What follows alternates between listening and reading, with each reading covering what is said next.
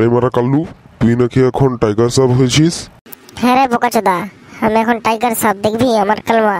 সুর বাচ্চা, তুই যদি টাইগার সাপ হয় তাহলে জাকিশ্বরের বেটাটা কোন বোকাচোদা? লেবরা, আমি তোকে ভোল্ট মেরে দেখাবো বাড়া। আচ্ছা মারা, কোথায় মেরে দেখালা ওরা? তোরা বাড়া দূরে সর লেবরা। এই বোকাচোদা করবে কি রে?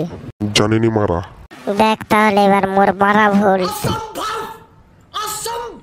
হাই গার মেরেছে, মোর বিচি দুটাই মানে ফেটেছে।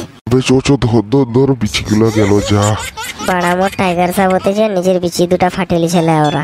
সত্যি তো রে, আর বিচি দুটো নাই, হাত বুলিয়ে তো দেখলাম।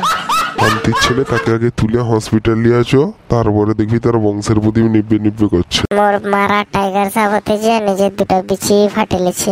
ধুর বাড়া, মারাটাকে তো তুলাও যাচ্ছে না বেশ, আগে কি করা যায় বলতো? এক্ষুনি কি এথাও ডাক্তার ডাকবো? ও একটাকে টেনে লিয়া পালিয়াবো। ছ ছ ছ, আমি মরি যাবে মনে হয়। মারাকে ফেলে দিল কেন বে? ধুর, ওর বিচি দিয়া কি রক্ত বাড়াছে, মোর গোটা গায়ে লেগেছে।